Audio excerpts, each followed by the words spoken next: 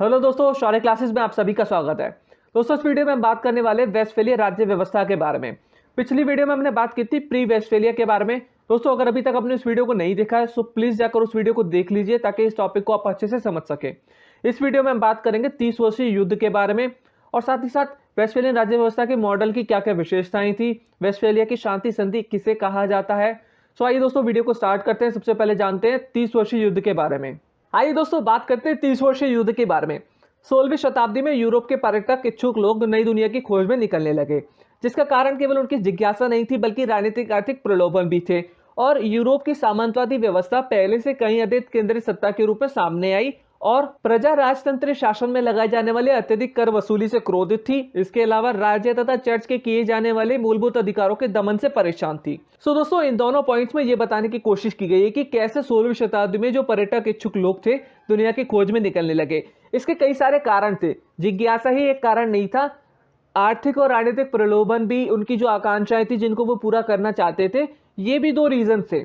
इस चीज को हम इस पॉइंट से समझ सकते हैं कि जो राजा था वो अपनी जनता से बहुत ज्यादा टैक्स लेता था, जिससे जनता बहुत गुस्से में थी। और जो राज्य था और चर्च था वो जनता के मूलभूत अधिकारों का दमन करते थे, ठीक है, यानी शोषण करते थे, जिस चीज से जनता बहुत ज्यादा परेशान थी और गुस्से में थी। और बहुत से ऐसे लोग थे, जो पर्यटक लोग थे, दुनिया की खोज में निकलने लगे अपनी राजनीतिक आर्थिक आकांक्षाओं को पूरा करने के लिए 16वीं शताब्दी के अंदर। और दोस्तों, इसी ऐतिहासिक पृष्ठभूमि में 30 वर्षीय युद्ध को समझा जा सकता है। प्रारंभिक अवस्था के काल के सबसे लंबे युद्धों में इस युद्ध की गणना की जाती है। सो दोस्तों, स्टार्टिंग के अंदर जितनी बड़ी बड़ी वॉर हुई, युद्ध हुए, उनके अंदर इसको गिना जाता है। और दोस्तों, इसका आरंभ तब हुआ जब पवित्र रोमन साम्राज्य के सम्राट द्वारा उसकी जनता की धार्मिक स्वतंत्रता पर प्रतिबंध लगाए गए। इससे प्रोटेस्टेंट धर्म को मानने वाले लोग भड़क गए और उन्होंने अपने समर्थक देशों के साथ मिलकर सम्राट के विरोध की घोषणा कर दी। सो दोस्तों, इस पॉइंट में यह बताया गया है कि जो 30 वर्षीय युद्ध की शुरुआत कैसे हुई।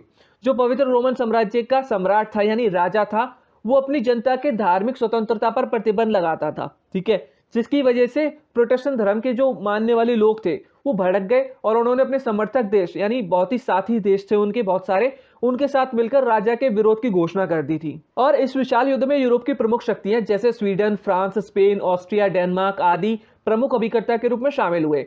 और साथ ही साथ ये जो लड़ाई थी वो धार्मिक युद्ध की तरह शुरू हुई, पर धीरे धीरे करके राजनीतिक शक्ति संघर्ष में बदल गई। सो दोस्तों, इन दोनों पॉइंट्स में ये बताने की कोशिश की गई है कि किस तरीके से युद्ध की शुरुआत हुई और क्यों हुई, उनमें कौन से देश शामिल थे। स्वीडन था, फ्रांस था, स्पेन था, ऑस्ट्रिया था, डेनमार्क था। और शुरू में जो ये लड़ाई थी वो धार्मिक युद्ध की तरह शुरू हुई, बाद में राजनीतिक शक्ति संघर्ष में बदल गई।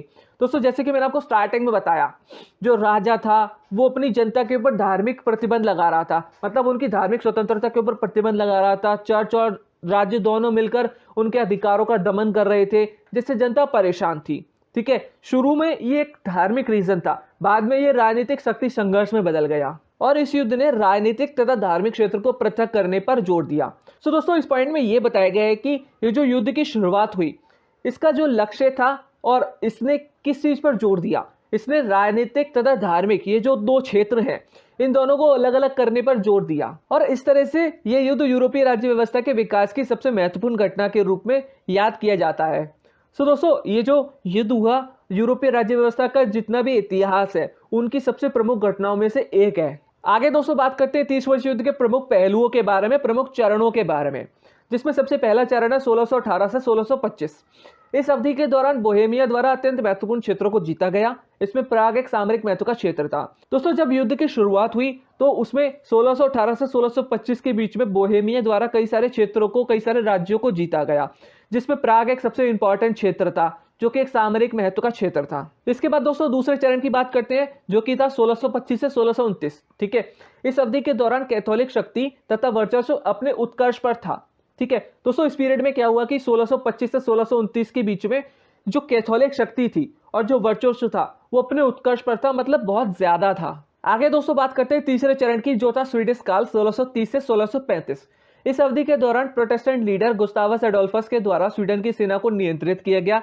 बाद में चलकर वे स्वीडन के राजा बने। उनके प्रभावशाली व्यक्तित्व नेतृत्व में कैथोलिक शक्ति को दबा पाना संभव हो पाया और उसके फलस्वरूप प्रोटेस्टेंट समर्थकों की जीत हुई। सो दोस्तों, इस पॉइंट में यही बताया गया है कि किस तरीके से गुस्तावस एडोल्फस ने स्वीडन की सेना को नियंत्रित किया युद्ध के अंदर और बाद में चलकर वे स्वीडन के राजा भी बने और उन्हीं के पर्सनैलिटी और उन्हीं के नेतृत्व में कैथोलिक शक्ति को दबा पाना संभव हो पाया था। बाद में चलकर प्रोटेस्टेंट समर्थकों की जीत हुई। दोस्तों आगे बात करते हैं चौथे चरण की 1635 से 1648। इस अवधि के दौरान फ्रांसीसी सेना का नेतृत्व का प्रभाव देखने को मिलता है। ये काल 30 वर्षीय युद्ध के समापन का काल था। सो दोस्तों इस पॉइंट में यह बताया गया है कि जो फ्रांसीसी सेना थी उसके नेतृत्व का प्रभाव देखने को मिलता है, जिसकी वजह से जो ये 30 वर्षीय युद्ध था इसकी समाप्ति हो गई थी और जो ये काल था वो 30 वर्षीय युद्ध के समापन का काल था। और इसके साथ साथ दोस्तों 30 वर्षीय युद्ध यूरोप के इतिहास की महत्वपूर्ण घटना के रूप में दर्ज है, जिसने न केवल यूरोप के मानचित्र को बदला बल्कि उसकी राजनीतिक सिद्धांतों को पुनर्स्थापित किया। तो दोस्तों इस पॉइंट में यही बताया गया है कि किस तरीके से 30 वर्षीय युद्ध ने यूरोप के इतिहास को बदला और कैसे एक महत्वपूर्ण घटना के रूप में दर्ज हो चुका है ये। और उसने मानचित्र को ही नहीं बदला बल्कि उसके राजनीतिक सिद्धांतों को भी पुनर्स्थापित करा, मतलब फिर से स्थापित करा नए सिरे से। और दोस्तों 1648 में जर्मनी के वेस्टफेलिया नामक स्थान पर जो शांति संधियां आयोजित की गई उन्हें वेस्टफेलिया की शांति संधि की संज्ञा दी गई। सो दोस्तों इस तरीके से 1648 के अंदर जब 30 वर्षीय युद्ध की समाप्ति हो गई, जर्मनी के एक वेस्टफेलिया नामक स्थान पर जो शांति संधि आयोजित की गई थी बाद में चलकर उसे वेस्टफेलिया की शांति संधि की संज्ञा दी गई, यानी वेस्टफेलिया की शांति संधि कहा जाता है। आगे दोस्तों हम बात करेंगे वेस्टफेलिया राज्य व्यवस्था के मॉडल की विशेषताओं के बारे में, जिसमें सबसे पहला पॉइंट है ये जो राज्य व्यवस्था है वो एक समान संप्रभुता संपन्न राज्यों के अस्तित्व पर आधारित है। इसके अंतर्गत राज्य के ऊपर किसी सर्वोपरि शक्ति के अस्तित्व को स्वीकारा नहीं गया है। सो दोस्तों इन दोनों पॉइंट्स के अंदर यह बताया गया है कि ये जो राज्य व्यवस्था है यानी जो वेस्टफेलियन राज्य व्यवस्था है वो ऐसे राज्यों के अस्तित्व पर आधारित है जिनमें समान संप्रभुता है और इसके अंतर्गत राज्य से बड़ी कोई शक्ति नहीं है और उसके अस्तित्व को बिल्कुल नहीं स्वीकारा गया है। इसके बाद दोस्तों तीसरा पॉइंट है इस राज्य व्यवस्था ने पहली बार धर्मनिरपेक्ष राज्य की शुरुआत यूरोप में की और अतः चर्च के वर्चस्व को राजनीतिक क्षेत्र से पूरी तरीके से बाहर कर दिया गया। यह व्यवस्था संप्रभुता के सिद्धांत पर आधारित थी।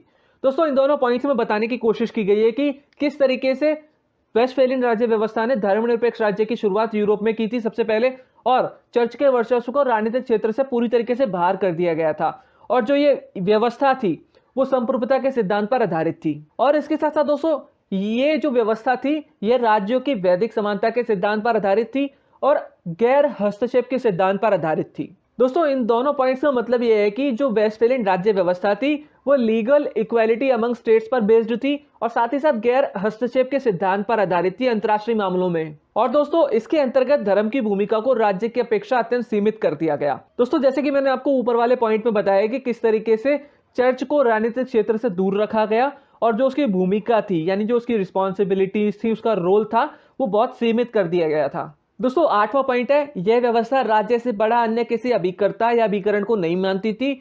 यह व्यवस्था राज्य के आत्मनिर्भर के मौलिक सिद्धांत पर आधारित थी। सो दोस्तों इन दोनों पॉइंट्स का मतलब यह है कि ये जो राज्य व्यवस्था थी इसमें ये राज्य से बड़ा किसी भी चीज को नहीं मानती थी कि राज्य के ऊपर कोई शक्ति नहीं है और राज्य से बड़ी कोई चीज नहीं है, और साथ साथ राज्य के आत्मनिर्भर के मौलिक सिद्धांत पर आधारित थी कि राज्य आत्मनिर्भर हो। और इसके साथ साथ दोस्तों यह व्यवस्था प्रादेशिक अखंडता तथा स्वतंत्रता के अलावा राष्ट्रवाद तथा शक्ति संतुलन जैसी अवधारणा में विश्वास रखती थी। तो दोस्तों इस पॉइंट में यह बताने की कोशिश की गई है ये जो राज्य व्यवस्था थी वेस्टफेलियन राज्य व्यवस्था वो प्रादेशिक अखंडता और स्वतंत्रता के अलावा राष्ट्रवाद और शक्ति संतुलन जैसी कई सारी अवधारणाओं में विश्वास रखती थी। इसके बाद दोस्तों इस व्यवस्था में राज्यों के बीच पारस्परिक निर्भरता के सिद्धांतों को और भी गहरा बनाया। इस व्यवस्था ने कूटनीतिक संबंधों, अंतर्राष्ट्रीय कानून तथा शक्ति संतुलन जैसे सिद्धांतों को अंतर्राष्ट्रीय राजनीति के प्रमुख कारकों के रूप में स्थापित किया। तो दोस्तों इन दोनों पॉइंट्स में यह बताने की कोशिश की गई है कि जो राज्यों के बीच पारस्परिक निर्भरता है, डिपेंडेंसी है, उसके सिद्धांत को इस व्यवस्था ने और भी गहरा बनाया। मतलब जो निर्भरता है, डिपेंडेंसी है, उसको और भी गहरा बनाया।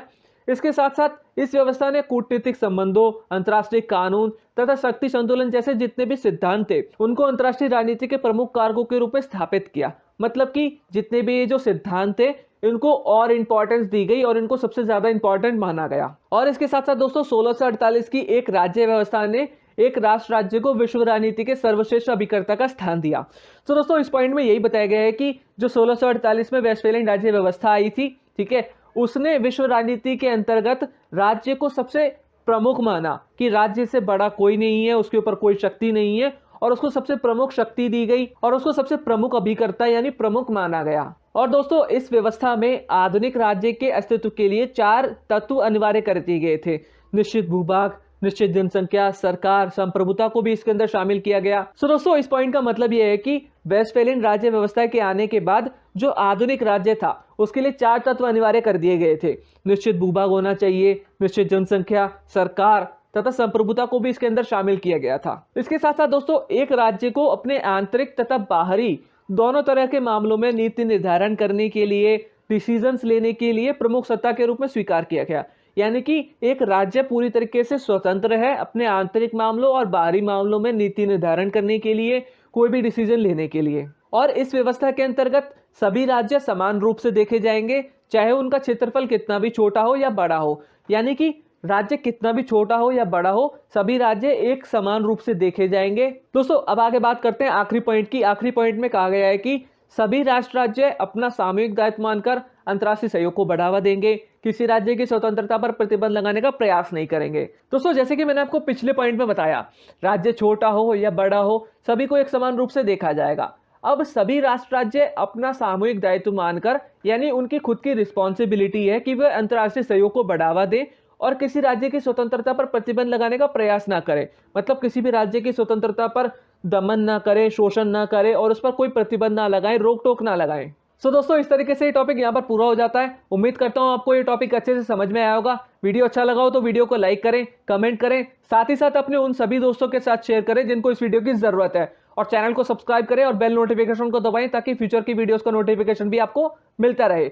मिलते हैं नेक्स्ट वीडियो में। Thank you so much.